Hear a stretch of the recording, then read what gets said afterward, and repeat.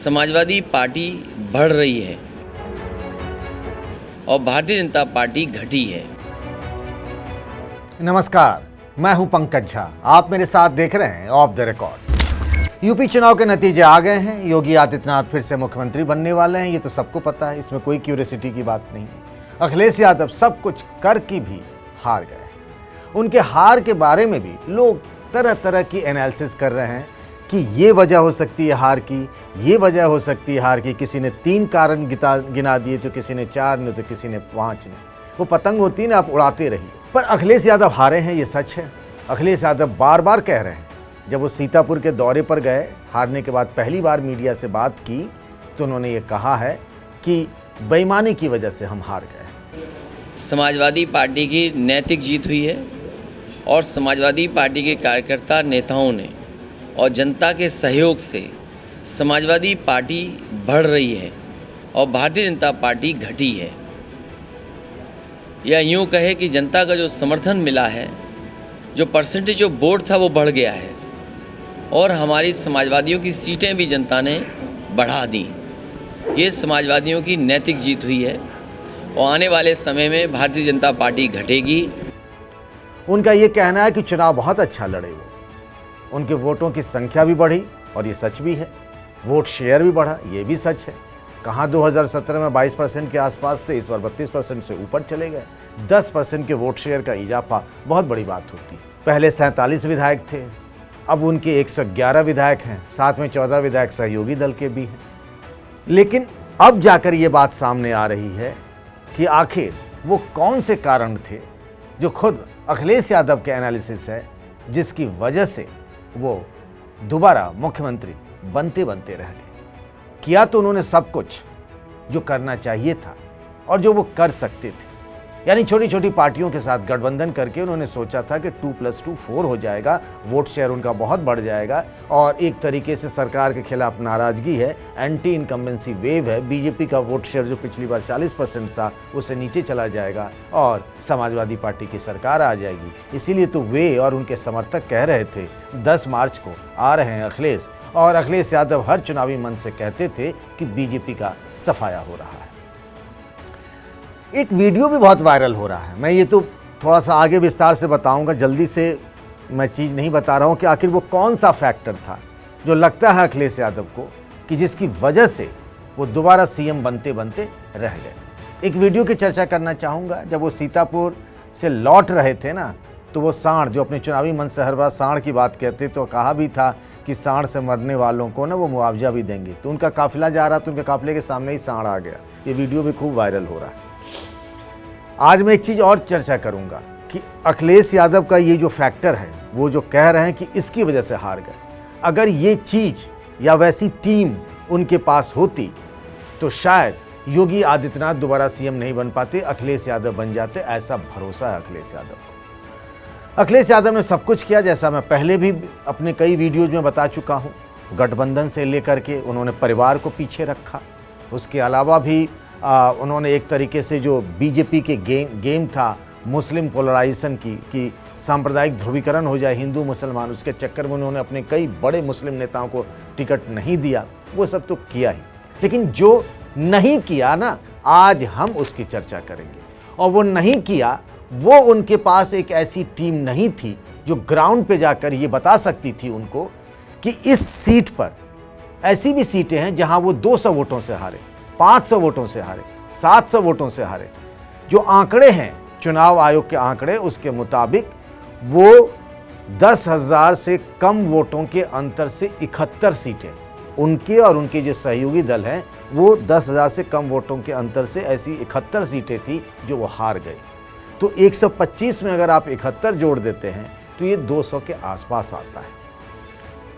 अखिलेश यादव को उनको अब इस बात का एहसास हो रहा है कि उनके पास प्रचार के लिए तो टीम थी, लेकिन वो टीम नहीं थी जो ये बता सकती थी कि फलाना सीट है, मान लीजिए कि यूपी के बाराबंकी ज़िले की कुर्सी विधानसभा सीट है, जहां पर वो 200 से कम वोट, 200 के आसपास के वोटों से उनकी पार्टी के जो उम्मीदवार थे वो चुनाव हार गए, कि इतना क्लोज कंटेस्ट है और पार्टी थोड़ा सा बेहतर कर ले या किस जगह पे सुधार कर ले तो उनकी पार्टी की जीत हो सकती थी। ऐसी कोई टीम होती जो वहाँ पे जाती, लोगों से बात कर रही होती, ग्राउंड पे वो जान रही होती, जैसा काम प्रशांत किशोर ने बंगाल में ममता बनर्जी के लिए किया। मैं आपको याद दिलाना चाहता हूँ, उनका एक ट्वीट था प्रशांत किशोर का, पीके का, और वो चुनाव से बहुत पहले का, करीब 2-2.5 महीने पहले उन्होंने ट्वीट किया था, जब इस तरह की हवा थी कि बीजेपी वहाँ सरकार बनाने जा रही है,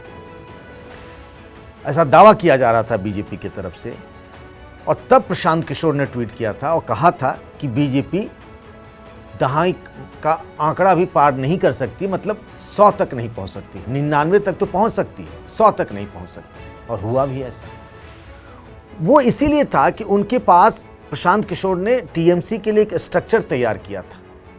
हर विधानसभा में हर बूथ पर उनके लोग थे जो ये बता देते थे कि इस इलाके के वोटर का मूड क्या है।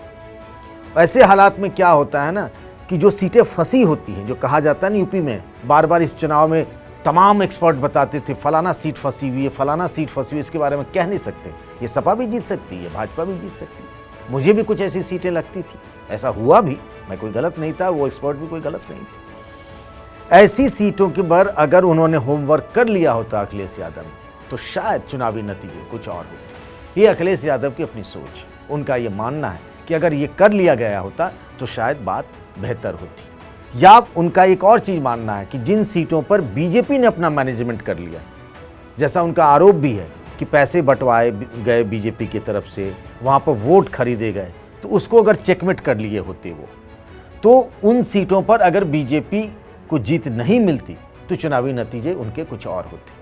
अखिलेश यादव को लग रहा है कि ऐसी कोई उनके पास टीम ही नहीं थी उस तरह के एक्सपर्ट की, जो ग्राउंड पे जाते, वोटरों से बात करते, उनका फीडबैक लेते कि आखिर समाजवादी पार्टी उस सीट पर, उस बूथ पर आखिर क्यों पिछड़ रही है, किस बिरादरी का वोट उसको मिल रहा है, किसका नहीं मिल रहा है, जिसका नहीं मिल रहा है वहाँ आखिर किस बात से पहुँचे। क्योंकि अखिलेश यादव को लगा कि उनके जो घोषणा पत्र में जो कही गई बातें थी वो बहुत अच्छी थी आज, और ये सच भी है कि उन्होंने जो वायदा किया उसने तो दूसरे राज्य की सरकारें लागू करने लगी हैं, ओल्ड पेंशन स्कीम की जैसी बात कही। और ये इसका इम्पैक्ट आप देखिए कि जो पोस्टल बैलेट होता है उसमें ना बीजेपी के मुकाबले समाजवादी पार्टी को अधिक वोट मिले। यही छत्तीसगढ़ की भूपेश बघेल की सरकार है, उसने ओल्ड पेंशन स्कीम लागू करने का ऐलान कर दिया। राजस्थान की अशोक गहलोत सरकार ने इस स्कीम को लागू करने का ऐलान कर दिया। हिमाचल प्रदेश में इस बात को लेकर बवाल है। आगे जिन राज्यों में चुनाव होने वाले हैं वहाँ इस बात को लेकर चर्चा हो रही है। बिजली की बात हो, नौकरी देने की बात हो, तो अखिलेश यादव को लगता है कि मैंने जो कहा लोग उसकी तारीफ तो कर रहे थे, पर वोट क्यों नहीं मिला। तो एक ऐसी टीम होनी चाहिए थी, उन्होंने जो कहा उस पर लोग क्यों नहीं सुने, कहाँ नहीं सुने, कहाँ सुन रहे हैं, कहाँ उनकी बात सुन सकते हैं। और ये वो टीम की कमी है जिसकी वजह से अखिलेश को लगता है कि हम पिछड़ गए और सरकार नहीं बना पाए। अब यहाँ मैं अखिलेश यादव के चाचा का भी जिक्र करना चाहूँगा। चाचा मतलब शिवपाल यादव। इस बार तो उन्होंने परिवार भी एक कर लिया। 5 साल पहले देखे थे ना परिवार में किस तरह से घमासान मचा था, सब एक दूसरे के कुर्ते फाड़ रहे थे, रिश्तों की मर्यादा नहीं बची थी। राजनीति के अखाड़े में एक दूसरे के खिलाफ किस तरह के बयान और आरोप दिए गए थे, इस बात का मैं गवाह रहा हूँ। उस वक्त मैं वहीं फील्ड रिपोर्टिंग कर रहा था। आज मैं इस बात का जिक्र इसीलिए कर रहा हूँ कि जब अखिलेश यादव ने जीरो इन कर लिया है कि आखिर वो कौन वजह है। तमाम तरह के कयास तो मीडिया में लगाए जा रहे हैं कि फलाना कारण हो सकता है, फलाना वजह हो सकती है, लेकिन अखिलेश यादव को जो लगता है, मैंने आज इस बात की चर्चा आप सबसे की, वो साझा किया। जब अखिलेश यादव इस बात को लेकर मुतमईन हो गए हैं कि हाँ ये बात हो जाती तो आज साइकिल की सवारी करके वो विधानसभा तक पहुंच जाते। लेकिन वहीं चचा शिवपाल यादव कहते हैं कि नहीं भैया, हमारा संगठन बड़ा कमज़ोर था, बूथ पर हमारी कोई तैयारी नहीं थी, और ये जो सीटों का जो बंटवारा और जो ऐलान हुआ ना, वो बहुत पहले हो गया होता तो आज हम 100 से अधिक नहीं बल्कि 300 पार कर जाते। अब चचा शिवपाल यादव ये कह रहे हैं और अखिलेश यादव को लगता है कि नहीं, ये जो टीम होती हमारी, जो ग्राउंड की रिपोर्ट दे देती, ठीक तरीके से फीडबैक मिल गया होता तो हम तो पार कर गए होते। खैर, ये जो बातें हैं, ये हार की समीक्षाएं होती रहेंगी। हो सकता है आने वाले दिनों में अखिलेश यादव अपने चुने हुए और हारे हुए उम्मीदवारों की बैठक भी बुला लें, तमाम तरह की बातें भी कही जाए। उन्होंने ये भी कहा कि आप इस बार हार जो हुई है उसको लेकर आपके पास सुझाव है तो लिखिए, व्हाट्सएप करिए, ईमेल करिए, चिट्ठी लिखिए, तमाम तरह की चीज़ें कही जा रही हैं। लेकिन अखिलेश यादव को लगता है कि इकलौता ये फैक्टर है जिसकी वजह से वो सरकार बनाते बनाते रह गए। चाचा की बात अलग है और ये सब बातें ऐसी हैं जो एक कहावत है, हरि अनंत हरि कथा अनंता।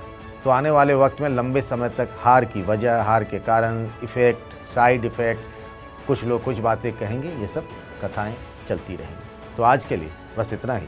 नमस्कार।